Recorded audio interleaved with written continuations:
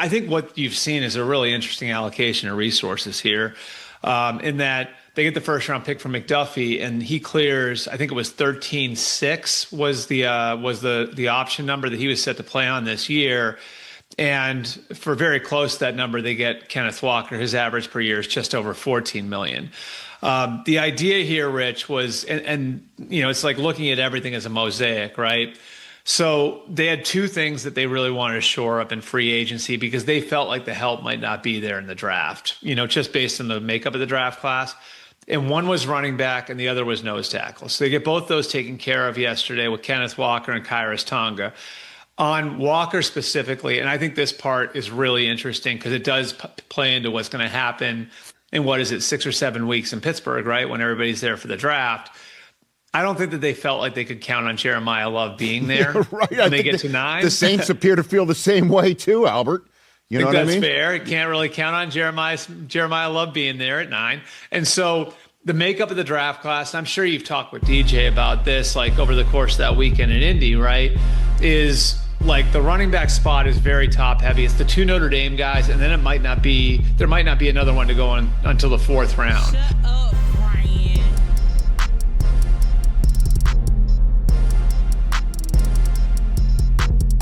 Welcome to the pod. Welcome to Brian's World. I am your host, Kansas City's favorite son, the ambassador of Kansas City, Brian B. Shynin. Shut up, Brian. And I'm so blessed and honored that you're here with me on Brian's World. I know and I realize you could have literally been anywhere else in the world, but you're here with me and I love and appreciate you for that. Please tap into my fam at Foolish Club Media. Rate, subscribe, and review all at Apple Podcasts, Spotify, and of course on YouTube. And since you're at YouTube, please subscribe. We going up on the goals. All right, I done surpassed 300 subscribers on YouTube. I just need you to please keep tapping in and subscribing. I'm going to keep feeding you content. Brian's World drops every other Wednesday in the Chiefs offseason. My Hustle and Shine in the Morning content when I talk to Mayor Lucas.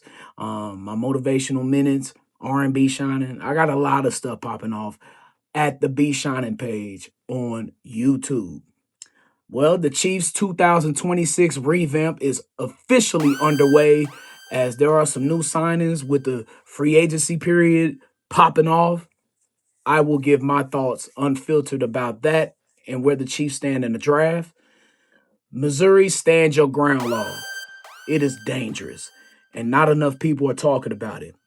We are right here on Brian's World. We got to get into it because it is some concerning situations that people can find themselves in that could, be all bad.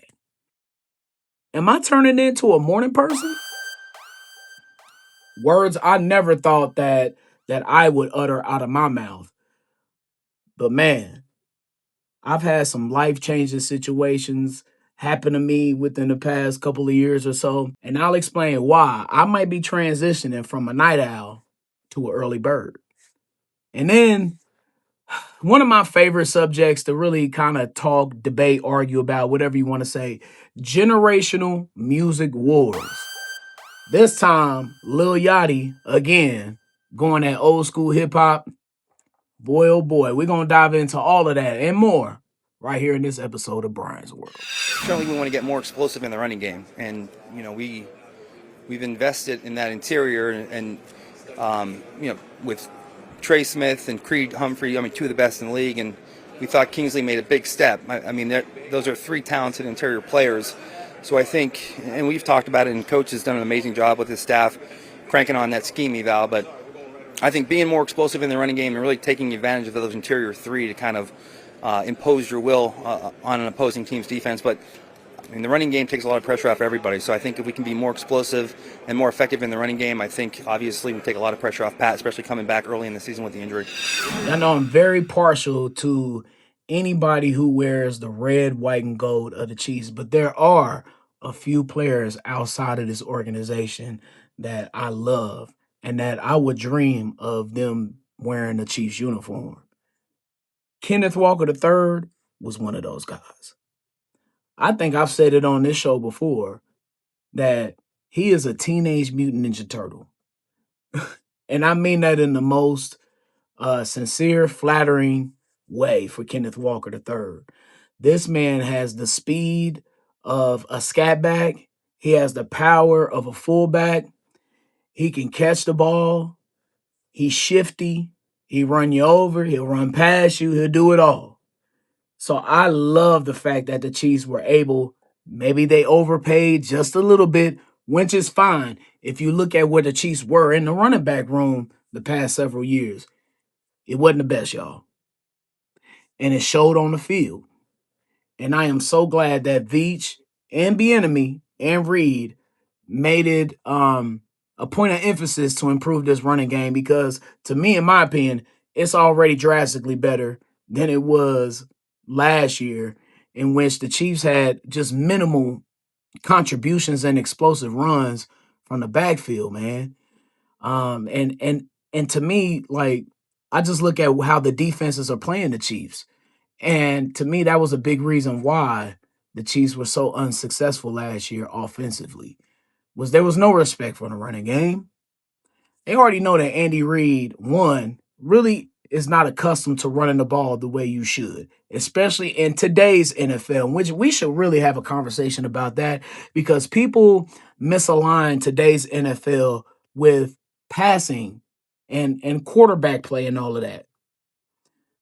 Nah, y'all. The script done flipped in the past couple of years. Starting last year with Saquon Barkley, and then Kenneth Walker III getting the Super Bowl MVP. It's just the way that defenses are playing offenses now.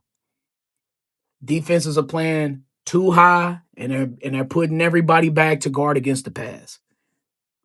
Run is wide open. And I think the Chiefs last year, and I've talked about it on Brian's World, they failed to adapt to how defenses were playing the Chiefs, and we were not equipped to, with the running backs we needed. Now we are. Play too high against Kenneth Walker in the backfield with Mahomes back there. It's going to be a problem.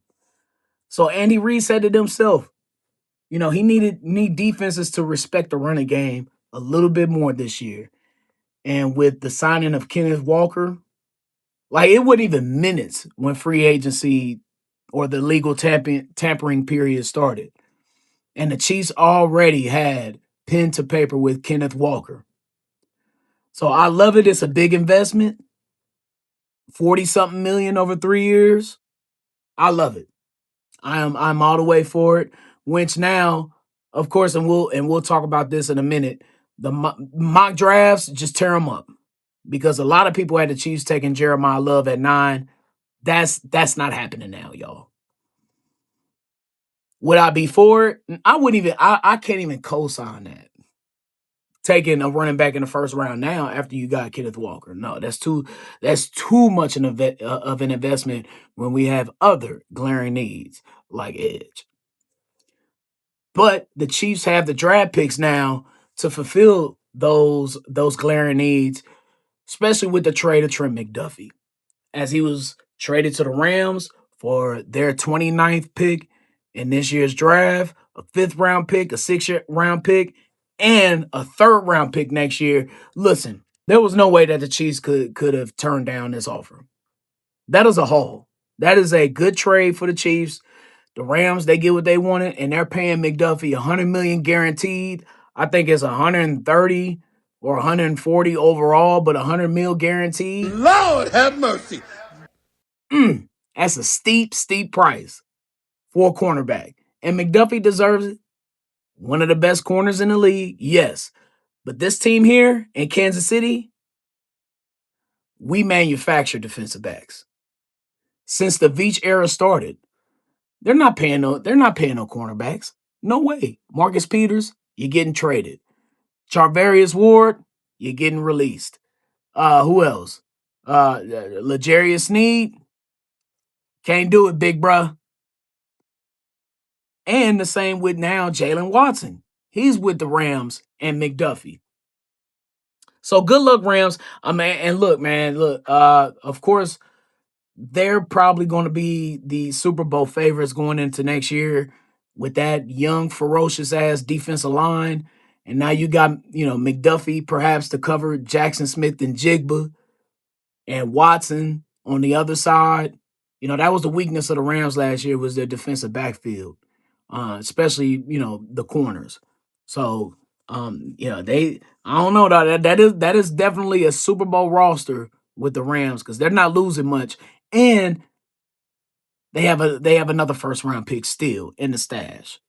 So, Rams are looking good, but the Chiefs, I believe that this McDuffie trade, which to me, I look at it as an extension of the Tyreek Hill trade. Because in the Tyreek Hill trade, we were able to get the pick to get McDuffie. So that trade is the gift that keeps on giving for the Chiefs. And I love how Veach is able to manipulate these picks and keep the train moving, so to speak, on these first round picks without really paying guys, without giving second contracts out. So, but there's a lot of work to do in that defense because the defensive backfield right now is naked. Pause. That was crazy. But not without the Chiefs signing Alohi Gilman to a 3-year, $24 million contract. Damn. But you lose Brian Cook, you lose Joshua Williams, you lose McDuffie, you lose Watson. And you can tell I think that the defensive backfield will be an emphasis in the draft this year. And we'll speak about the draft coming up. But other news and notes from the Chiefs and their free agent signings, of course, the GOAT of all tight ends, Travis Kelce, back for a 14th season. And Kelce joined Jerry Rice as the only players in NFL history with at least 800 receiving yards in 12 consecutive seasons. Not sure if Jerry Rice did it in 13. Maybe Travis can break that record and be on top because he's on Jerry Rice's ass in the postseason too. I think with all-time touchdown receptions and maybe all-time postseason, it's either receptions or yards that Kelce is on Jerry Rice's ass for. But boy, that was certainly pissed Jerry Rice off. If not only a Kansas City Chief, but a tight end were to get some of his records. Kelce, I'm glad you're back, and we cheering for you. We definitely need to get him some of those records that Jerry Rice has because how much of a feat is that? And that explains like that's a microcosm of how much like football has evolved and changed too from the 80s and the 90s for sure. Another signing I'm excited about is defensive tackle Khyiris Tonga from the Patriots. 3-year contract, $21 million. And I think Veach is doing a good job at getting some great quality depth players at some reasonable prices too. I love what they're doing right there. Tyquan Thornton, he's back 2 years, $11 million. But there was an interesting couple of rumors. One, going back to Travis Kelce, like what was up with the rumors of other teams inquiring about Kelce? Now, I didn't believe that for a second. And I know you're supposed to squeeze the juice, and this is probably his last squeeze at an NFL contract to get as many dollars and millions as possible. So maybe his agent doesn't stop working. Maybe his agent was trying to drum up some sort of leverage and interest from other teams, putting a little smoke out there in the air so that other teams could, or so that the Chiefs could sweat a little bit. But, regardless, they got Kelce done. But the other crazy rumor I heard or I seen was Trent Williams. Now, I know he's supposed to be leaving the 49ers because of, money disputes or whatever. But that just brings up a couple of questions because the Chiefs have been linked to a couple other tackles in free agency. So it's like, okay, do they not believe in Jalen Moore at right tackle for this year? Or is something else going on with Josh Simmons? Or maybe it's just smoke in the air. Maybe it's just fake. I don't know. You never really can believe a whole lot this time of the year in the NFL unless ink is dry on some sort of paper and Schefter is reporting it. I don't know, though. I'm going to keep my eye on that, though, because we've had tackles problems with the Chiefs for a number of years now, ever since probably Mitchell Schwartz retired. The Chiefs have had tackle problems. And if the Chiefs had signed Trent Williams in 2020, we would have 2 more Super Bowl titles under our belt, maybe even another one, maybe more. Because you look at the Eagles game and the Buccaneers game in those Super Bowls, and the problems were the offensive tackles. And the Chiefs just couldn't get anything started in either one of those games. That's neither here nor there, though. But where do the Chiefs go next? There are so many questions. Are the Chiefs trying to retool? Or are they trying to reload? Is this truly a rebuilding year? I think the biggest question now is like, what does the draft look like now for the Chiefs? Like, what is the biggest glaring weakness that you need to fulfill with your 2 picks? Do you trade back with that number 9 pick and you get even more draft picks? The Chiefs have a lot of options that they can do with getting some good quality players, but I just don't see them moving out of 9 because this is a rare situation where in the Mahomes era where you have a pick this high. So you really want to get at least one blue chip guy out of this draft, and you could get that in the top 9. Do they go Downs? Do they go Caleb Downs with the number 9 pick if he's available from Ohio State to even further solidify the defensive backfield? Put him back there with Noah Williams. Do you go corner at number 9? You go DN? Maybe Tate from Ohio State, maybe he falls to number 9 and you get a receiver there. Do you use that 29 pick and another pick that you have later on, maybe a second round pick to move up to get another guy? I don't know. The options are open. This is kind of how you want it too. This is how you want it. If you're Veach, you don't want anybody to know exactly what you need and where you're going to go. I love where the Chiefs are. I think they drastically improved themselves. And I think now it's all about trying to get a couple of blue chip guys in the draft and really building for depth in 2026.